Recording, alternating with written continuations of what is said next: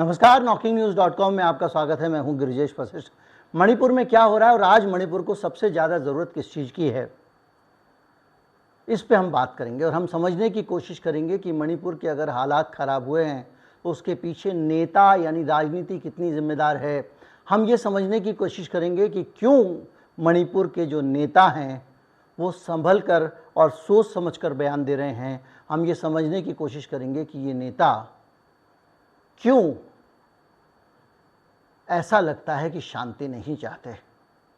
कहीं मत जाइए, चैनल को सब्सक्राइब कर लीजिए। मैं अभी हाजिर होता हूं। आज मैं आपकी बात भी कराऊंगा एक ख़ास मेहमान से जो मणिपुर के हालात पर नज़र रखे हुए हैं, वहीं के रहने वाले हैं और वो हमको बहुत सारी चीज़ें डिटेल में बताएंगे। हम समझने की कोशिश करेंगे कि वहाँ के जो मुख्यमंत्री हैं उनके आने के बाद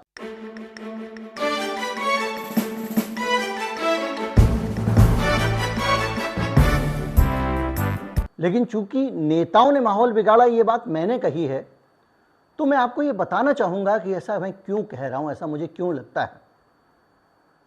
मणिपुर के जो मुख्यमंत्री हैं, जब तक उनका चरण नहीं पड़ा था तब तक मणिपुर में शांति थी, सारी कम्युनिटी मिलकर रहती थी।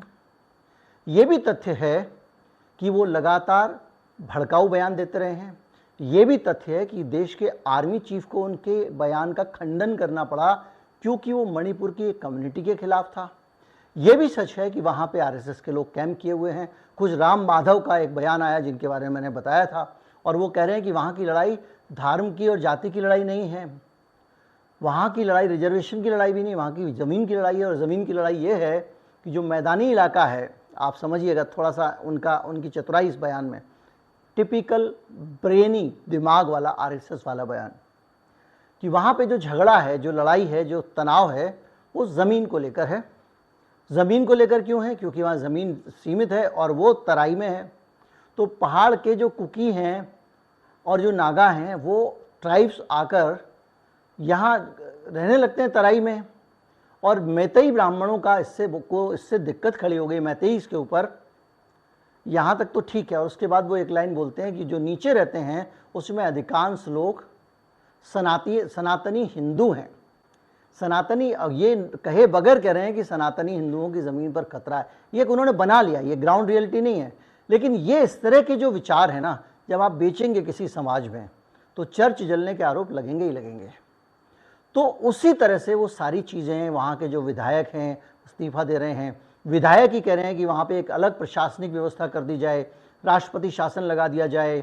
विधायक ही हैं और दूसरे नेता हैं जिनका मैं जिक्र कर चुका हूं, वो एक कम्युनिटी को दूसरे कम्युनिटी के खिलाफ भड़का रहे हैं। कुल मिला के राजनीति कितना मायने रखती है। केवल एक सरकार बदली है मणिपुर में, और मणिपुर में अब सबसे ज़्यादा जिस व्यक्ति से लोग चिढ़ते हैं और जिसको वहाँ से बाहर देखना चाहते हैं, वो मुख्यमंत्री है वहाँ का। उसको हटाया इसलिए नहीं जा रहा है क्योंकि आप जानते हैं कि आसानी से ना बृजभूषण शरण सिंह पे कोई एक्शन हुआ है, ना वहाँ के मुख्यमंत्री पर होने वाला है, बीरेन्द्र साहब पे।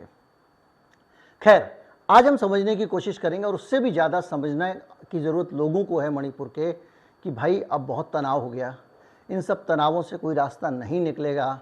मरने वालों की संख्या कम ज़्यादा हो सकती है, लेकिन लोग जो हैं उनको आखिर में शांति को अपनाना पड़ेगा।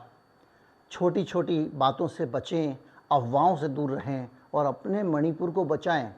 क्योंकि ये जो तनाव है जिसमें आप एक दूसरे को, जो लोग मार रहे हैं, इससे कोई नहीं मर रहा है, इंसान मर रहा है, इंसानियत मर रही है, और किसी का फ़ायदा नहीं हो रहा है। ना किसी कुकी का कोई फ़ायदा होने वाला है, ना मैतेई का होने वाला है, ना नागा का होने वाला है। तो हम बात करते हैं, हमारे हजाम राजन हैं जो वहाँ के एक्सपर्ट हैं, वो हमारे साथ हैं। मैं हूँ गिरिजेश वशिष्ठ, और मैं ये जानना चाहता हूँ कि अब मणिपुर में क्या हालत है। कुछ शांति वांति हुई गृह मंत्री, आर्मी चीफ के जाने के बाद? नमस्कार आपके दर्शकों को। मणिपुर में अभी अमित शाह की रिसेंट 3 दिन के विजिट के बाद और army chief general Manoj Pande के विजिट के बाद मणिपुर में कुछ शांति तो जरूर आया है, लेकिन ये शांति जो है आने वाला कुछ ऐसे अनहोनी का जो है, मुझे ऐसे लगता है कि एक इशारा करते हैं। ये तूफान से पहले की शांति आप ये कहना चाह रहे हैं? अंदर हाँ, मुझे ऐसे नजर आता है, क्योंकि रिसेंटली जो राम माधव का एक स्टेटमेंट आया था इंडिया टीवी का, जो है इंडिया टीवी का जो स्टेटमेंट जो था, मैं पहले भी बताया था कि जो इन्वॉल्वमेंट जो है, राजनीतिक इन्वॉल्वमेंट जो है, ये बहुत खतरनाक स्थिति पर लेकर के आया है, जो मणिपुर के जो भाईचारा जो है उसको नष्ट करने की कोशिश की जी। तो क्या राम माधव के स्टेटमेंट में क्या था, क्या कहा उन्होंने? राम माधव के स्टेटमेंट जो है, हम बिल्कुल उसको, हम आपत्ति है उसका स्टेटमेंट में। उनका कहना है कि मणिपुर का जो मेइतेई कम्युनिटी का लोगों का जो है वो जमीन का मसला है, जमीन का मामला है। लेकिन मेइतेई कम्युनिटी के कहना ये जमीन का मामला नहीं है। एक अमित शाह की जो विजिट है उसमें भी मेइतेई कम्युनिटी के एक आपत्ति है। अमित शाह का कहना है कि जो मणिपुर हाई कोर्ट का ऑर्डर जो है उसमें वो एक ट्राइगर पॉइंट है मणिपुर में, जो आज की जो वायलेंस का, ये बहुत ये मामला को शांत करने के बजाय मामला को और उलझने का जो एक मौका दे करके गए हैं। और मुझे एक आम जनता और आम नागरिक जो बाहर, जो मणिपुर से बाहर जो रहते हैं, उनसे मुझे मेरा एक अपील है, क्योंकि मणिपुर आज इंटरनेट की सुविधा नहीं है, बैंकिंग की सुविधा नहीं है। दिल्ली हो, चाहे बेंगलोर हो, चाहे चेन्नई हो, चाहे जो मेट्रोपॉलिटन सिटी में जो मणिपुर से बच्चे, चाहे मेइतेई कम्युनिटी का हो, चाहे कुकी कम्युनिटी का हो, चाहे नागा कम्युनिटी का हो, जो बच्चे जो किराए पर जो रहते हैं, जो किराए पर पढ़ने के लिए जो आया हुआ है दिल्ली या जो बड़े शहरों में, उनको फाइनेंस का बड़ी दिक्कतें आए हैं। उनके मकान मालिक, उनके जो रेंट में जो रहते हैं, उनकी जो लैंडलॉर्ड है, काफी परेशान उन बच्चों को करने लगे हैं। ये सुनने में आया है। ये एक बड़ा अच्छा पहलू, क्योंकि मणिपुर के रहने वाले लोग नहीं, मणिपुर के जो लोग बाहर रहते हैं उनकी भी दिक्कतें बढ़ गई। जैसे दिल्ली में बच्चे रहते हैं, कुछ यहाँ पे स्टडी कर रहे हैं अलग अलग जगहों पे, उनकी दिक्कत यह है कि वो जो बच्चे, जो स्टूडेंट्स हैं, वो अपनी फीस, जो मकान का किराया या फीस चुका रहे हैं, वो कैसे चुकाते थे? क्योंकि उनके पेरेंट्स उनको पैसे भेजते थे।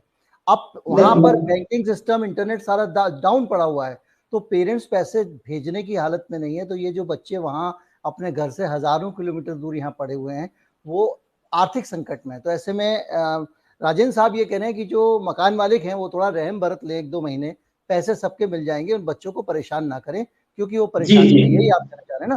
तो हाँ, तो राजेंद्र साहब जो कह रहे हैं वो तो ये है। दूसरा ये है कि आपकी बातों से, जैसे आपने कहा कि अमित शाह ने एक बयान दे दिया, ये सब लोग जो है ये मणिपुर में जा क्यों रहे हैं? मतलब अमित शाह तो गृह मंत्री हैं, लेकिन जैसे आपका राम माधव हैं, ये क्या आपको लग रहा है कि नेता जो है वो वहाँ का माहौल ज्यादा खराब कर रहे हैं? खासतौर पर मुख्यमंत्री वीरेंद्र साहब जो हैं, उन्होंने बहुत सारे अजीबोगरीब बयान दे दिए। हाल में बयान दे दिया उन्होंने कि जो कुकी उग्रवादी हैं वो हिंसा फैला रहे हैं, जिसका आर्मी चीफ ने खंडन किया कि भाई ये गलत बात है। ये राजनेताओं का एक आदत से पड़ गए कि मतलब एक फूट डालो और राज करो, लेकिन ये बहुत ज्यादा दिन चलने वाला नहीं है। मणिपुर के लोग जो है, मेइतेई समुदाय को, चाहे कुकी समुदाय के, जो नागा समुदाय के लोग समझने लगे हैं। राम माधव जी का जो रिसेंट जो स्टेटमेंट है, बहुत हम इसको निंदा करते हैं। और जो चाहे कुछ भी हो, चाहे अमित शाह जी ने जो बोला है, वो मणिपुर के लोगों को आपत्ति है इसमें, क्योंकि उनका कहना है कि जो मणिपुर हाईकोर्ट के ऑर्डर की वजह से जो है मणिपुर में वायलेंस शुरू हुआ है। ये कतई ये बात नहीं है। मणिपुर में बहुत सारे फैक्टर है। इस वायलेंस को शुरू करने से पहले जो सस्पेंशन ऑफ ऑपरेशन जो है, ये भी बहुत बड़ा एक मुद्दा है, एक फैक्टर है। ये भी समझना जरूरी है। ये सस्पेंशन ऑफ ऑपरेशन मतलब जो 2019 के चुनाव से पहले बीजेपी के नेताओं ने या खुद अमित शाह साहब ने वहाँ के जो उग्रपंथी लोग थे उनको जेलों से छोड़ा, हथियार दिए और पैसे दिए, और ये कहा कि अब शांति रहनी चाहिए। उसके बाद उन्होंने बीजेपी के लिए प्रचार भी किया था, हथियार लेकर प्रचार किया था। उसका जिक्र करना है आप। बिल्कुल वो एक उन्होंने जो अपने कुछ टेम्पररी सॉल्यूशन के लिए किया था, लेकिन वो टेम्पररी सॉल्यूशन जो है एक उनके सामने जो एक नासुर बन के खड़े हो गए। ये अभी इतने जल्दी इसको मामला सॉल्व होने वाला नहीं है, लेकिन अगर भारत सरकार चाहे तो इसको सॉल्व कर सकता था। अमित शाह का 3 दिन का जो मणिपुर का जो दौरा जो था, एक इस मामला को जो है जो शांतिपूर्वक जो है सॉल्व करना चाहिए था, लेकिन उन्होंने इसको सॉल्व करने की कोशिश नहीं की। मैतेई कम्युनिटी के ऊपर भी एक सवालिया निशान छोड़ करके चले गए हैं। ये मैतेई कम्युनिटी के अंदर एक बहुत बड़ा एक प्रश्न से उठने लगे हैं ये। अच्छा, उनको अब ये लग रहा है कि मैतेई कम्युनिटी को, चूंकि अगर आप इसको रिजर्वेशन से जोड़ रहे हैं या एसटी का दर्जा देने से जोड़ रहे हैं, तो आप मैतेई कम्युनिटी पे आरोप लगा रहे हैं, ये उनका कहना है, या मैतेई कम्युनिटी के लिए परेशानी खड़ी। जो हाईकोर्ट का ऑर्डर है जी, वो एक जुडिशरी प्रोसेस है वो, लेकिन उसमें पॉलिटिकल एजेंडा ला करके जो लोगों के बीच में जो खाई पैदा करने की जो कोशिश की है, ये चिंताजनक है ये। जी जी। अच्छा, एक चीज और बताइए राजेंद्र जी, ये जैसे अभी कुछ और वहाँ पे एमएलए भी जो हैं वो मुख्यमंत्री के खिलाफ विद्रोह खड़ा कर चुके हैं और वो कह रहे हैं कि हमको एक स्वतंत्र वहाँ पे एक एडमिनिस्ट्रेटर चाहिए जो मुख्यमंत्री से अलग हो। ये कौन लोग हैं और ये क्या मुख्यमंत्री, ये भी इसी डिवाइड एंड रूल की पॉलिटिक्स का हिस्सा है? ये बिल्कुल इसी डिवाइड एंड रूल का पॉलिसी एक हिस्सा है। एक बीजेपी के कुछ एमएलए, 10 एमएलए ने एक सेपरेट एडमिनिस्ट्रेशन, एक छोटा सा मणिपुर राज्य है जो 35 लाख की जो आबादी के अंदर अब एक अलग सा जो अपने एडमिनिस्ट्रेशन मांगा है, ये बहुत ही चिंताजनक और निंदनीय है। ये सिर्फ मीतेई और कुकी नहीं है, मणिपुर में स्टेक होल्डर और भी है, एक नागा कम्युनिटी के भी है स्टेक होल्डर। अब उनकी सहमति लिए बिना आपने कैसे जो है जो अलग एडमिनिस्ट्रेशन मांगा है? तो ये क्या, ये अगर ऐसे ही एडमिनिस्ट्रेशन की बात है तो भाई राष्ट्रपति शासन लगा दीजिए ना। स्थिति तो बाहर ही है, खुद भारतीय जनता पार्टी के विधायक जो है वो उनके मुख्यमंत्री के खिलाफ बोल रहे हैं। उधर मैतेई कम्युनिटी में भी लोग नाराज हैं मुख्यमंत्री से, मुख्यमंत्री हर तरफ से घिरे हुए हैं, लॉ एंड ऑर्डर काबू हो नहीं पा रहा है राज्य सरकार से, आपको आर्मी भेजनी पड़ी है वहाँ पे सिचुएशन को कंट्रोल करने के लिए। तो ऐसे में क्यों ना राज्य सरकार को सस्पेंड कर दिया जाए? कम से कम ये जब से ये सरकार आई है उससे पहले तो शांति थी मणिपुर में। गिरिजा साहब, अगर राष्ट्रपति शासन लगा करके अगर देश को अगर आप उसको शांति किया जाए तो ये सॉल्यूशन नहीं है। इससे भी पहले जो है 1958 arm forces special power act Manipur में कंटिन्यू, आज भी कंटिन्यू है बहुत सारे जगह पर। अगर बंदूक से अगर हल निकलता है तो वो बहुत लंबे प्रोसेस नहीं है। ये एक पॉलिटिकल डायलॉग होना चाहिए। तीनों कम्युनिटी का जो है स्टेक होल्डर है, मीतेई, नागा और कुकी कम्युनिटी का, इनको तीनों कम्युनिटी से जो है उनको बात करना चाहिए। तीनों स्टेक होल्डर को आगे सामने इनको बातचीत की टेबल पे लाएगा कौन? क्योंकि जो अभी जो मुख्यमंत्री हैं वो तो अगर देखा जाए तो जनाधार खो चुके हैं, उनको तो उनके अंदर तो किसी का विश्वास रहा नहीं है, वो किसी को बातचीत की टेबल पे ला नहीं सकते हैं। हो सकता है कि भाई केंद्र सरकार अगर की भूमिका अगर वहां पे हो जाए, राष्ट्रपति शासन आ जाए, कुछ निगोशिएशन शुरू हो चुके हैं, कुछ गवर्नर अपने लेवल पे कुछ काम कर सकें, कुछ अमित शाह जैसे लोग अभी जैसे अभी गए थे अमित शाह, उसके बाद से सिचुएशन में बदलाव आया वहां पे। नहीं, ये अमित शाह का ये खुद मैं फेलियर समझूंगा। मैं अमित शाह को इतनी बड़ी चाणक्य नहीं मानता हूँ इसको। अमित शाह की जो स्टेटमेंट जो है इसमें बहुत सारे एक कंट्रोवर्सी है। अमित शाह ने जो बताया कि जो मणिपुर हाईकोर्ट का जो ऑर्डर से जो है मणिपुर में वायलेंस फैला है, ये बिल्कुल सरासर गलत है। ये मणिपुर का जो मेजर कम्युनिटी जो 53% जो परसेंटाइल की जो कम्युनिटी है उनकी एक बहुत बड़ा एक आपत्ति है। ये अगर राष्ट्रपति शासन से अगर देश को अगर बंदूक से कोई देश नहीं चल सकता, एक पॉलिटिकल डायलॉग, एक पॉलिटिकल मसला ये कि बातचीत हो कैसे? दो चीजें, पहले तो ये बताइए कि एक मणिपुर का व्यक्ति होने के नाते आपको क्या लगता है कि यहाँ पे शांति अभी कैसे स्थापित की जा सकती है? उसके बाद मेरा अगला सवाल आपसे होगा और वो ये होगा कि शांति स्थापित कैसे की जा सकती है, और दूसरा समस्या का जो समाधान निकालने के लिए बातचीत का प्रोसेस है वो कैसे शुरू हो सकता है, कौन कर सकता है? आपको लगता है कि जो वर्तमान राज्य सरकार है वो ये कर सकती है?